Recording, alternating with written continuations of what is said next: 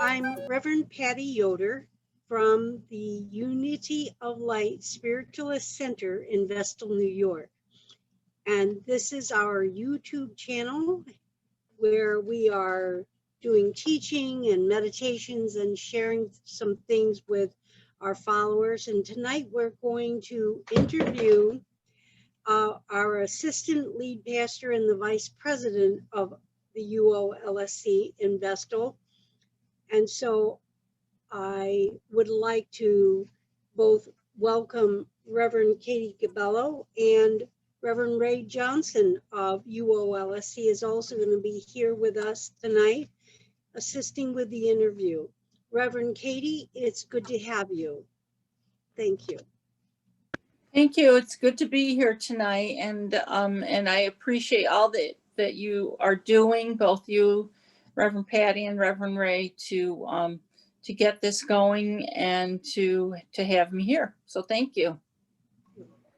Glad to have you. Great, thank you. Okay, so I wanted to start off by asking you, what was your childhood faith like? Did you not have a faith, or did you go to church regularly? What type of religion did you practice?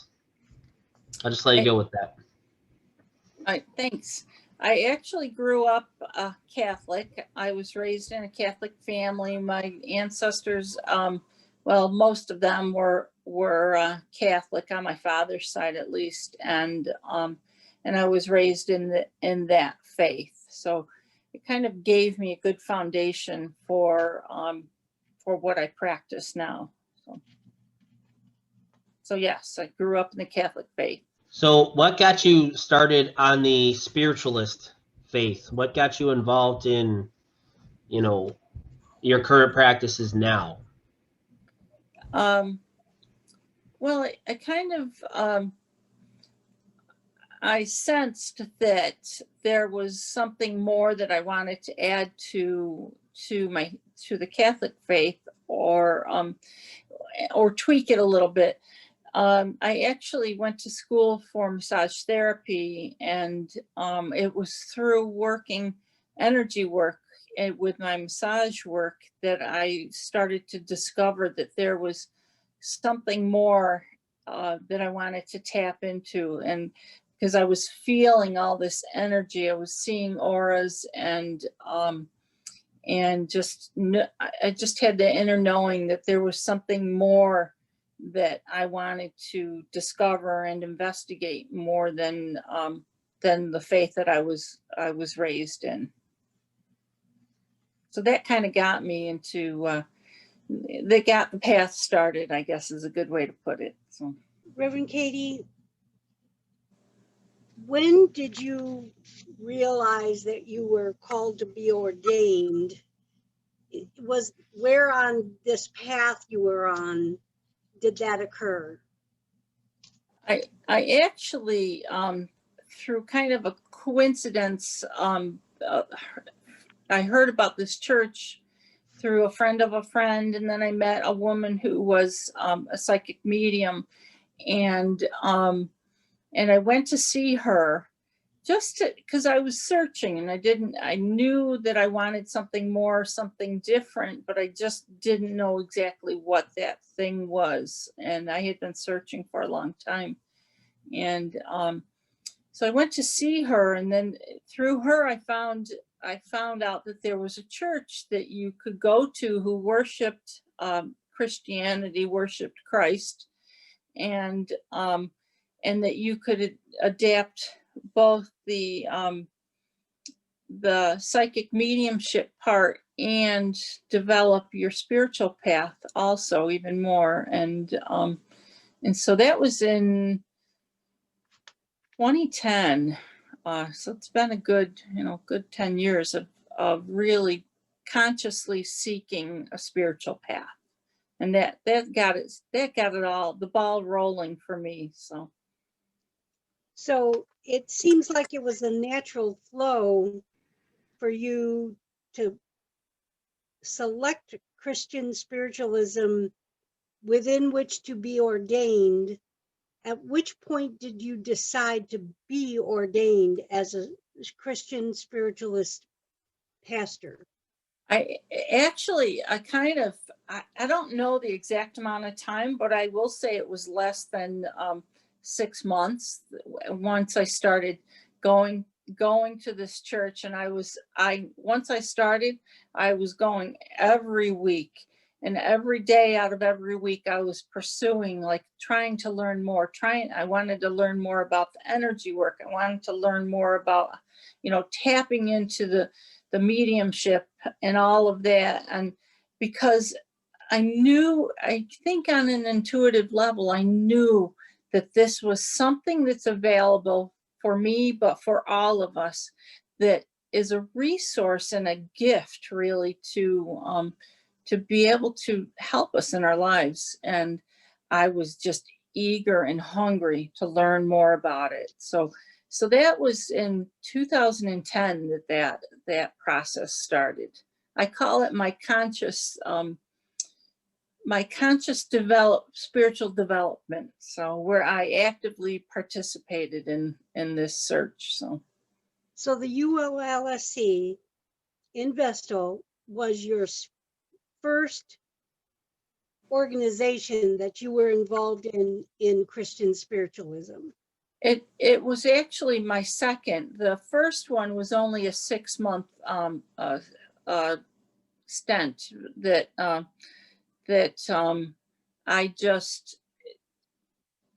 tried that, and then I moved over to this other church. So, but I did start my path it was October actually of September, October of 2010, and by April of 2011, I was in Unity of Light Spiritual Center. I missed their very first service, which was in April, and I started at the very second service, and I haven't stopped. So wonderful.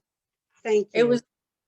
To me, it just felt like a perfect fit. It was that fit that I had been looking for a good 15 years, that I had been searching for. Wonderful. Thank you, Reverend Katey. Ray?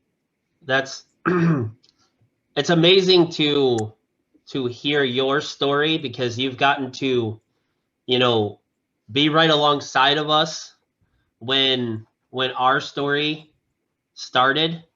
You were right there to see our story begin, and it's good to go back and hear your story and how everything started. My first half of my question is, so obviously you answered that 10 years ago you started with the church. So basically what I want you to talk about is what your relationship was with Reverend Pat and how everything got started there. And have you basically been here since the second service. So, we kind of want to hear how you guys grew together and how you guys basically created this thing that is the Uolsc now today. Well, I have a lot of love and respect for Reverend Pat, and if it wasn't for her being willing to be my sponsor, I wouldn't be here. At least I wouldn't be here with the church, and I wouldn't, and I'm happy that I am here with the church. Reverend Pat was willing, and she was at a point back then where she had gone through some stuff of her own, and she wasn't really quite ready to take on a student. But here I come, like bebopping in, and I say, hey, I want to be a minister. I'm getting this nudging, and it was a pure and perfect nudging, and that's the word that describes it the best. So she was willing to take me on. So I told her right off the bat too that I'm best if I do things in small steps. Turtle pace was the word I used, because I was working a full-time job. I had my own business, and I knew that I needed to just kind of go slow with this. And I wanted to make sure, after searching for so many years for the right church, I wanted to make sure that this was the right fit. So she was willing, a little hesitant, I gotta admit, at first, because of what she had experienced, but she was willing to take me on as a student. So, and she and I have a good relationship. I respect her, and we're good.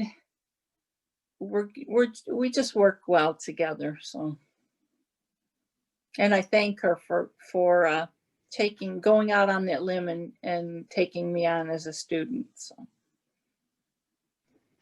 Well, I think we all know personally that was a great decision on her part. Well, thank you. But it's, so you've been here since the second service, and I want you to talk about, like, we've all heard the story about the movie theater. Yeah. So we want you to elaborate and talk a little bit about the movie theater and what the journey was like, and in creating all of this, and maybe not necessarily some of the struggle, but like, kind of what the journey was like and in the ins and outs of it. It's funny because the movie theater, and I was ordained in the party room of the movie theater, because we didn't have a church building yet. So the movie theater was actually pretty cool. If you think about it, it's a place where people go with their families, and they're going there to have some enjoyment, to have some fun. So the energy was actually good. And we were in the basement down in one of the party rooms. So there were birthday parties happening all the time. You'd come in and bring all your stuff in to make our little pulpit and make it look kind of like a church, and you'd see like popcorn crumbs on the floor and stuff, and then there's sometimes you'd have balloons in there and different stuff. But it was all, the energy there was actually good, because people went there for fun and laughter and for nice things, so that journey was different. And when I think about being ordained in the party room of a movie theater, it is kind of, hey, I guess it does have a little story with it, that not everybody can say that. So, of course, I can say on the last night of my honeymoon, my husband and I spent the night in a convent, which happens to be true. So there's a few stories with that too. So, but it was kind of like, it's good. Sometimes good things happen in your life that, and they happen in unexpected ways. So maybe that movie theater party room is a good thing. It's a nice thing. So, Well, Reverend Katey, I know I speak for Ray and myself as well, because we have both been sponsored into our own ministry here by you and Reverend Pat together, and taught and mentored, continue to be taught and mentored by you. And so we're so grateful, for you two as a leadership team. And just like you feel about Reverend Pat in your spiritual and ordination journey, I feel the same way about you and Reverend Pat. I probably wouldn't have ever gone down this path if it wasn't for the way you two together created a bond with us as your students, and taught and encouraged and continue to do that with us. So I think even though Reverend Pat is number one and you came and were mentored and tutored by her, the beauty of that continues with this next class of, reverends that you too have grown and brought up. So we're so grateful for both of you. Thank you. You're very welcome. And I love the Ordained in a movie theater. Ray Me and I, too. yeah, Ray and I are going to have part of our ordination stories to be ordained in the middle of a worldwide pandemic. So, Yes, will. Won't we? so as we move on here on this, sometimes we are called to do things that are big or tough or not. We never thought we were going to go down that certain path. I know that certainly was the situation with me. And something that can be as unpopular in the religious world as spiritualism can be, I think it takes courage for what you are after personally, spiritually, to come to fruition. And I know from my own journey that there was many moments and challenges of being discouraged or wondering if I was making the right decision, negativity of people reacting to the news, and how I coped with all of that. So my question for you is, how did you encounter negativity and discouragements like I'm referencing to you? And if you did, how did you cope with them? And specifically any like setbacks you felt occurred and maybe held you back a little when you wanted to go? There's certainly taking any kind of a spiritual path. Unfortunately, in today's world, you can really be hit with some discouragement and some negativity and some setbacks. I know that what truly really helped me is that my immediate family has always been very supportive. They've always known how important this spiritual path is for me, and how much how important it was, but how much it meant to me. And that they were always supportive. My husband was always there to stand by and to encourage me, and my 4 kids always just encouraging me and asking me questions, wanting to learn more, never discouraging me from going to the classes, going to church, all of that. Just so very supportive. Now, I did struggle with some extended family members, and I can recall one incident in particular of one of the family members actually making fun of me for being a minister and for pursuing something that was away from the faith that we had grown up in. I say away from, and that's not truly kind of the right words. It's an extension of, so it was kind of, it's not easy, but I think when you choose to go any spiritual route, religion is different from spiritual. But when you choose to go whether it be a religious route or a spiritual route, you're gonna run into people who think that you should do things their way.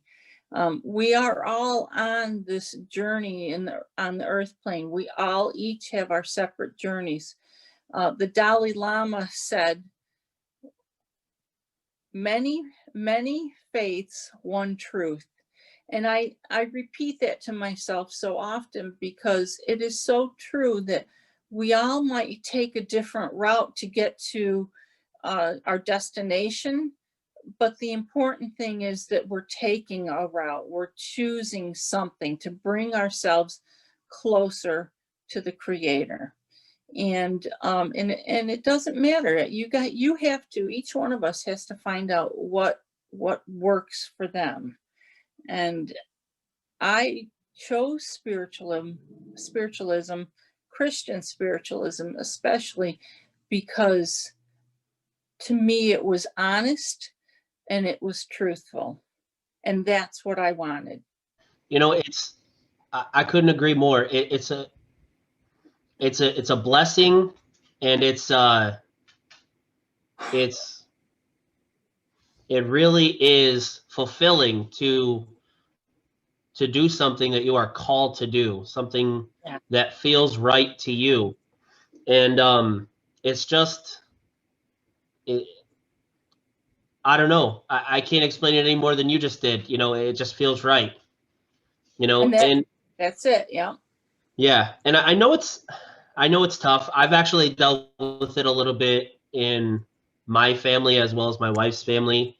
You know, they have there are some religious people in our family, and they don't understand what we're actually doing. And they really don't care to understand either. Yeah. So you're never really going to get through to them, and you know what? That's their problem. Mm-hmm. You're doing what you're called to do, and that's really all that matters. But we're getting a little thick and a little deep here, so let's lighten it up, and I want to hear what your favorite part about being a reverend at UOLSC is, or your favorite parts, because I'm sure you can't narrow it down to just one.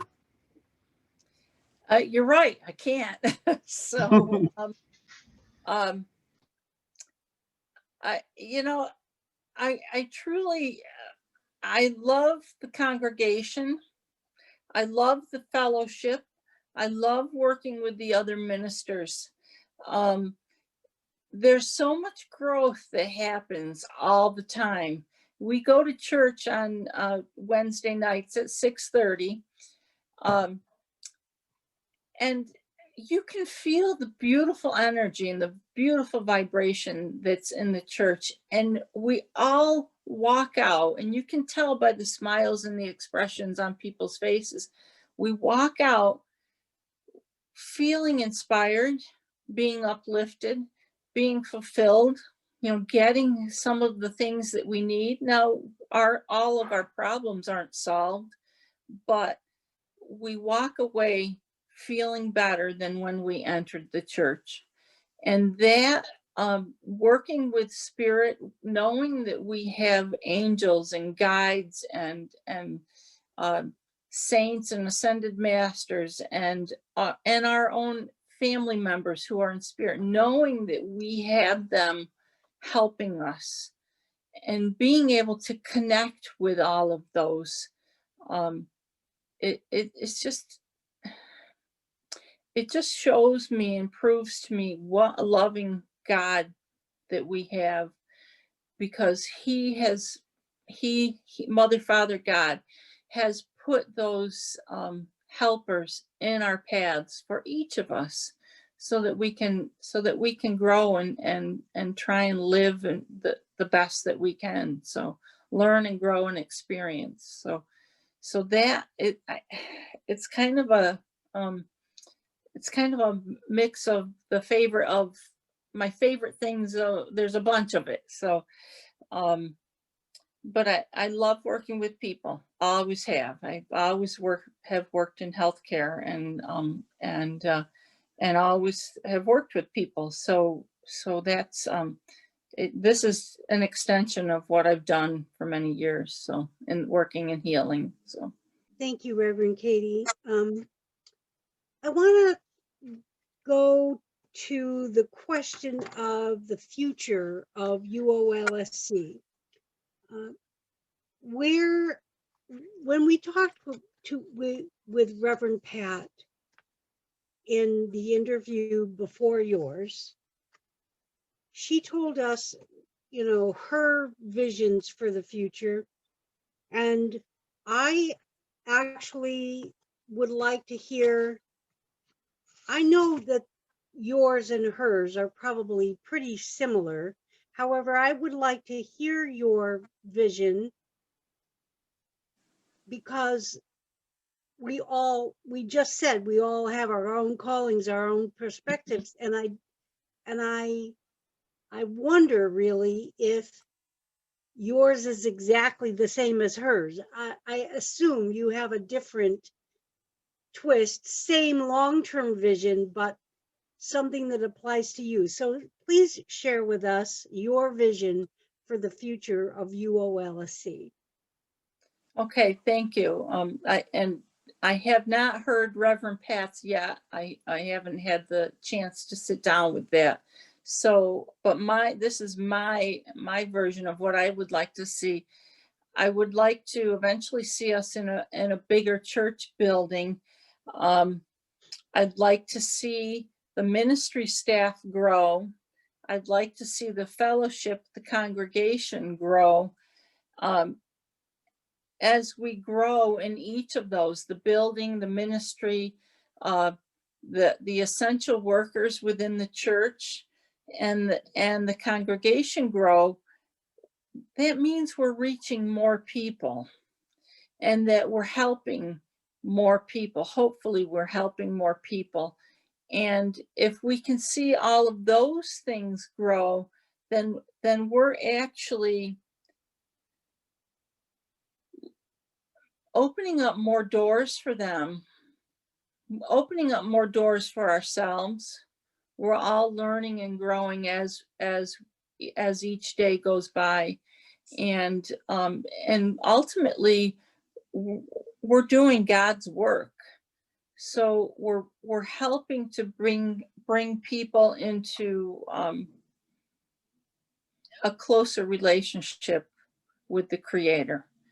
And I would like to see all of those things grow. And I'm being totally honest. I would love to see within the next 5, 10, 15 years that things continue and go beyond who and what and where we are right now. And that it just grows, that we get, we go from being the mother church, that we get sister churches, and we get things established all over in this country, but also out even in other countries. Just grow and grow. And I really think that it's important to help people to understand that God, Creator, Source, all that is, the universal source or belief, whatever you choose to call God. I just want to see people I would like to see people I would like them to get to know God more, that God isn't a guilt-ridden God or vengeful or anything like that, but truly an all-loving Creator. And each of us doing our own little part to make that happen, to make growth happen, and the church to just continue to help people. So that's what I'd like to see. That's pretty close to what Reverend Pat wants and envisions as well. You know, she just wants to see I think she used the words, she wants to see the church grow beyond her. Yes. And what she meant by that was she wanted to see, you know, one day she wants to come back in spirit or something. This is what I'm thinking, she's going to come back in spirit one of these days, 30, 40 years from now, and she's going I'm to, sure she will. yeah, and she's going to watch, her church and help from the other Yeah, side. absolutely. It's never going to end for her. She will always be here to help this church out, so, but anyway, I wanted to ask about, what kind of message you have for our congregation who watch this video, and anyone on the internet who may watch this video or come across it. What message do you have for people dealing with negativity, or, who struggle in general, just to be positive? I think one of the first things that I'd like to say is for people to not be too hard on themselves. If you find that you're in maybe a negative way, or you're around a lot of negativity coming from other people, or people, places, things, that kind of sort of thing, do maybe in baby or turtle pace, do the steps, kind of expand yourself. Sometimes it takes courage, especially to step out of what is considered the norm, and just try and be the best that you can be. There's a Bible verse, and I can't. I wish I had access to what number it was, but it says something about being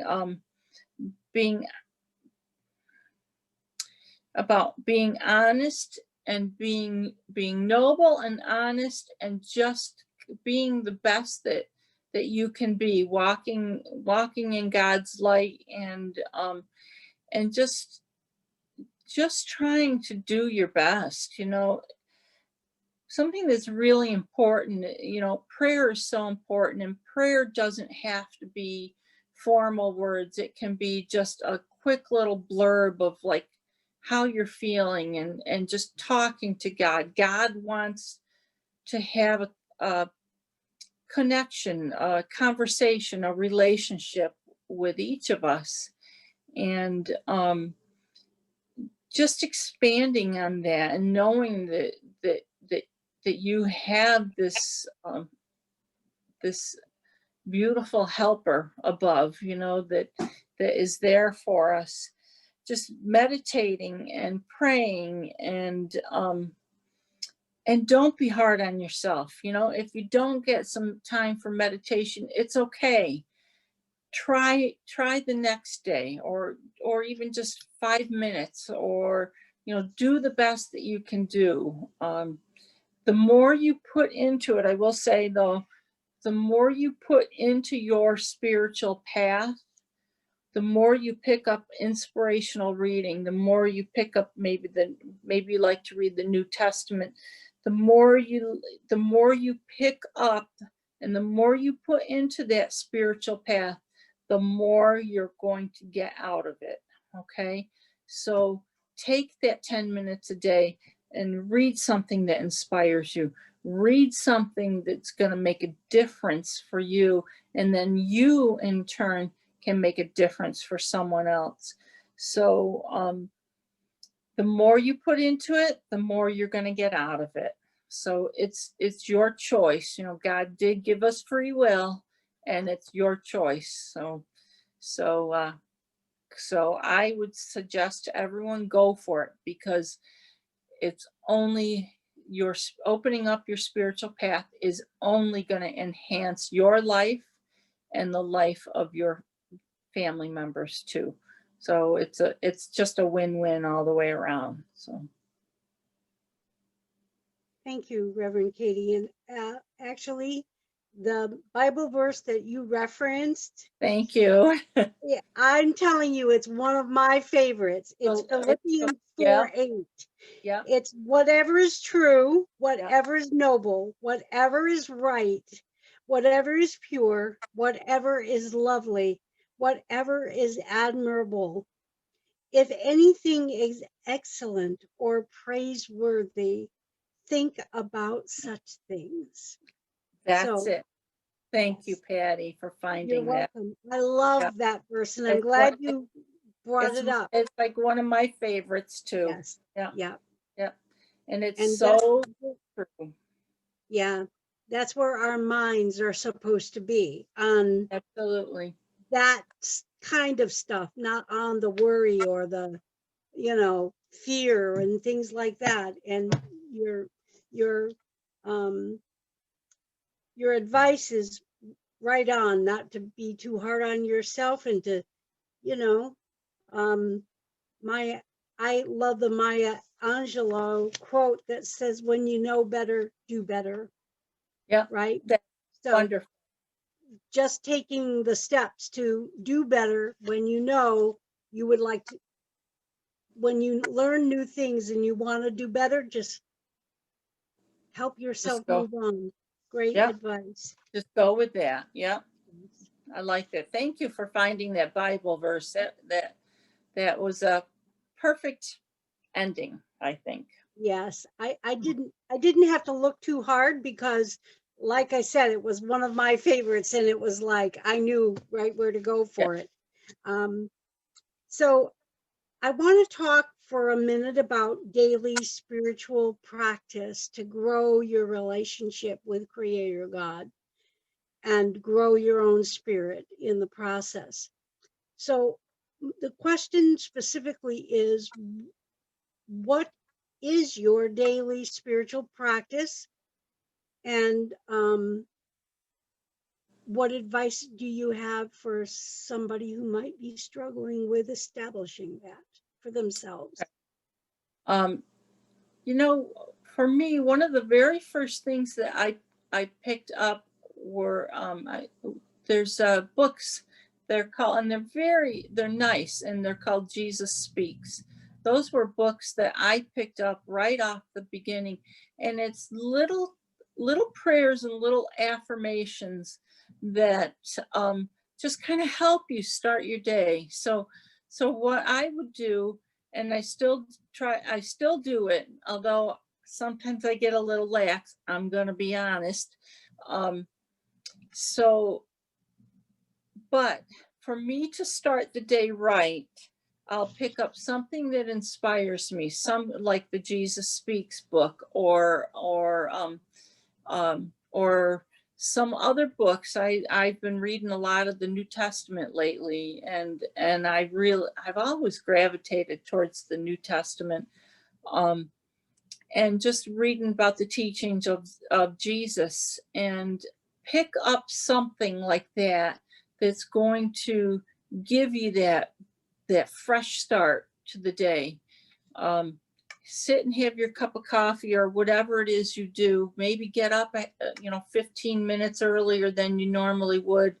Find that quiet space if you can in your home, and just do something, read, whatever, meditate, that inspires you.